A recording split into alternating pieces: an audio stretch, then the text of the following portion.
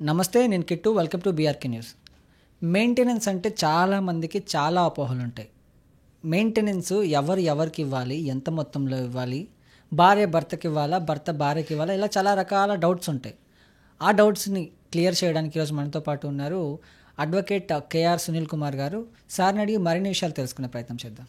నమస్తే సార్. నమస్కారం. సో బేసిక్గా అసలు మెయింటెనెన్స్ అంటే ఏంటి, దానికి చట్టబద్ధమైన అర్థం ఏంటి?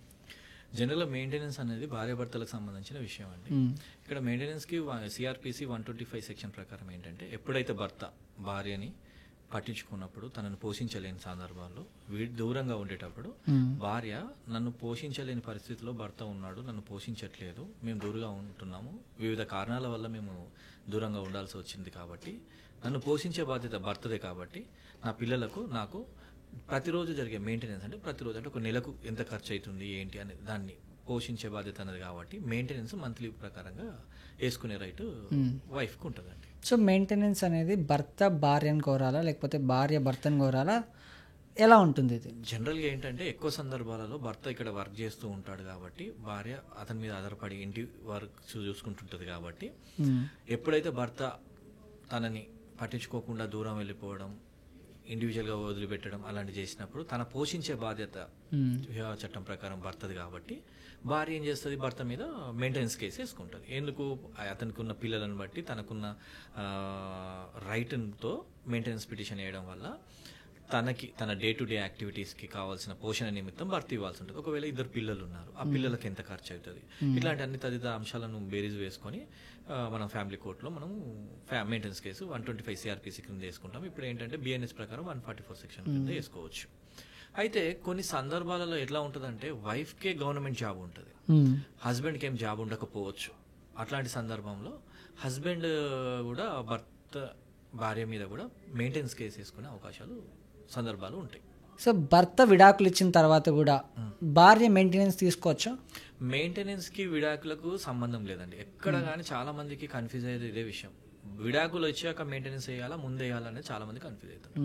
ఇక్కడ మెయింటెనెన్స్ గురించి మాట్లాడుకునేటప్పుడు ఇక్కడ ఏంటంటే, భర్త ఎప్పుడైతే భార్యను పోషించట్లేని సందర్భం ఉంటుందో, విడాకులు కానీ కాకపోని, ఇప్పుడు విడాకులు అయినంత మాత్రాన పోషించే బాధ్యత అనేది అంటిల్ అన్లెస్ ఈమె ఇంకొక మ్యారేజ్ చేసుకునేంత, ఓకే, ఇంకో మ్యారేజ్ తను చేసుకునేంత వరకు ఈమెకు భార్యగానే ఉంటుంది కాబట్టి భర్త ఖచ్చితంగా పోషించాలి. అంటే భర్తకు ఉద్యోగం ఉంటేనే మెయింటెనెన్స్ ఇవ్వాలా, ఉద్యోగం లేకపోతే ఇవ్వాల్సిన అవసరం లేదా? చాలా సందర్భాలలో ఈ క్వశ్చన్ అందరికి వస్తుంటది. ఉద్యోగం ఉన్నా లేకున్నా పోషించే బాధ్యత తనది కాబట్టి మెయింటెనెన్స్ ఆర్డర్ చేస్తారు జడ్జి గారు.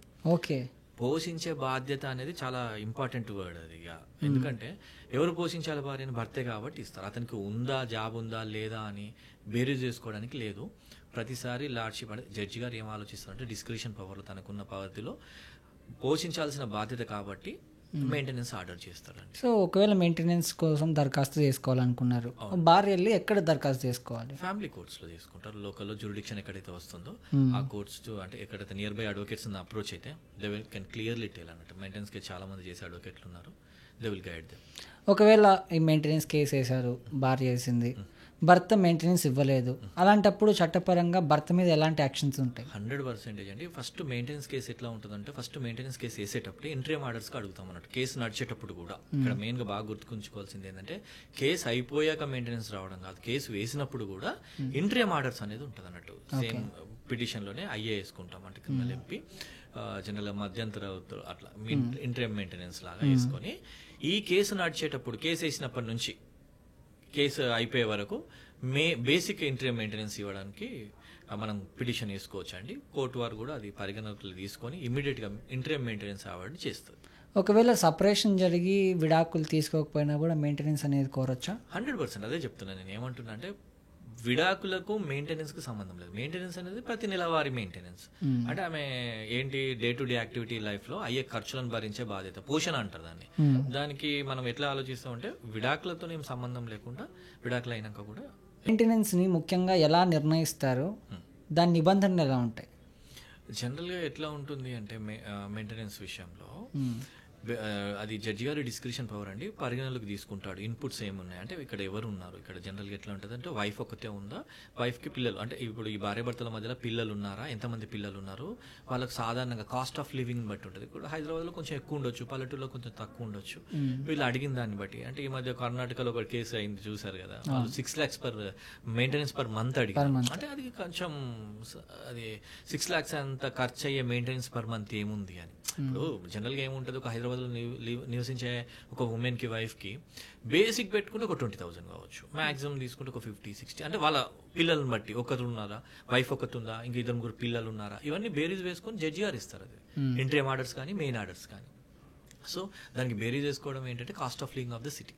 ఒకవేళ మెయింటెనెన్స్ కేసు వేసుకున్న తర్వాత మెయింటెనెన్స్ ఇస్తున్నారు, మధ్యలో ఇవ్వకుండా ఆపేశారు, అలాంటప్పుడు మహిళ ఏం చేయాలంటారు? మళ్ళీ సేమ్ దానికి ఏంటంటే execution petition, criminal MP petition వేసుకుంటారు, ఈపీ లాగా వేసుకొని ఏ మంత్లు ఇచ్చారు, ఏ మంత్లు ఇవ్వలేదు, ఇవ్వకపోవడానికి కారణాలు చెప్తూ, సార్ నాకు ఈ మంత్ వచ్చారు, ఈ గ్యాప్లో ఇవ్వలేదు, ఈ పలానా మే నుంచి పలానా జూన్ వరకు ఇవ్వలేదు, ఇట్లా ఒక పీరియడ్ చెప్పుకుంటూ మళ్ళీ దానికి ఒక పిటిషన్ వేసుకోవచ్చు అండి. అవి కంపల్సరీ క్రిమినల్ ఎంపీస్ అవుతాయి. ఏదైనా తేడా అయితే, అంటే అతను అటెండ్ కాకపోయినా, నోటీసులు తీసుకొని కూడా ఆయన క్రిమినల్ ఎంపీ పిటిషన్ ఉన్ననాడు అటెండ్ కాకపోయినా కానీ జైలు శిక్ష చేసే అవకాశం ఉంది. సో ఒకవేళ ఈ మెయింటెనెన్స్ కేసు అనేవి వేసుకుంటే ఎంత సమయం పడుతుంది? అంటే ఫస్ట్ మనం ఎట్లా ఆలోచించాలంటే ఇంట్రీమ్ మెయింటెనెన్స్, ఫైనల్ మెయింటెనెన్స్ ఉంటుంది, ఫైనల్ ఆర్డర్ ఉంటుంది. ఇంట్రీమ్ మెయింటెనెన్స్ లో ఇమీడియట్ గా వచ్చేది అన్నట్టు. అంటే ఇప్పుడు ఒక పాప ఉంది, వైఫ్ ఉంది, హస్బెండ్ డిసర్ట్ చేశాడు, పట్టించుకోవట్లేదు, వదిలేసి పారిపోయాడు. సో ఈ పాపను తల్లిని మెయింటైన్ చేయడానికి కేసు అయిపోయేంత వరకు, మెయింటెనెన్స్ ఆర్డర్ వచ్చేంత వరకు అతను ఏమి ఇవ్వకుండా ఉంటాడు, ఇబ్బంది అవుతుంది. కాబట్టి ఇంట్రీమ్ ఆర్డర్స్ ఇస్తారు. ఇంట్రీమ్ ఆర్డర్స్ లో మెయిన్ గా స్టార్టింగ్ నుంచే వస్తుంటది. ఒకవేళ తను ఇవ్వకపోతే మళ్ళీ మనం పిటిషన్ వేసుకున్నాం. ఓకే, ఫైనల్ గా మీరు జనాలకి ఏమైనా చెప్పాలి, ముఖ్యమైన అంశాలు ఏమైనా ఉన్నాయా? అంటే మెయింటెనెన్స్ అనేది విషయం ఏంటంటే, మెయిన్ గా ఎప్పుడైతే ఫ్యామిలీ సపరేట్ అయ్యి వైఫ్ హస్బెండ్ దూరం ఉన్నప్పుడు వైఫ్ కి పోషించుకునే బాధ్యత లేకుండా ఉండి, తను ఇమీడియట్ చదువుకొని ఉన్నా కూడా, ఏదైనా పార్ట్ టైం జాబ్ చేస్తున్నా కూడా, వాళ్ళకి ఏంటంటే ఇమీడియట్ గా జాబ్ వచ్చి ఏదో చిన్న అమౌంట్ రాకుండా వీళ్ళు మెయింటెనెన్స్ పిటిషన్ వేసుకోవచ్చు, ఇర్రెస్పెక్టివ్ ఆఫ్ ద హస్బెండ్ యొక్క సాలరీ. అంటే అతను ఏం సంపాదిస్తలేడని కానీ, ఏం లేదు అని కానీ, ఖాళీ ఉన్నా కూడా మనం వేసుకోవచ్చు. ఎందుకంటే అది అతని యొక్క బాధ్యత. మెయింటెనెన్స్ అనేది ఏం గుర్తు చేస్తుంది అంటే, wife's maintenance petition mainly indicates that పోషించే బాధ్యత ఎవరిది, హస్బెండ్ కాబట్టి. అదొకటి క్లియర్గా చెప్పాల్సి. Okay, thank you so much Sunil గారు.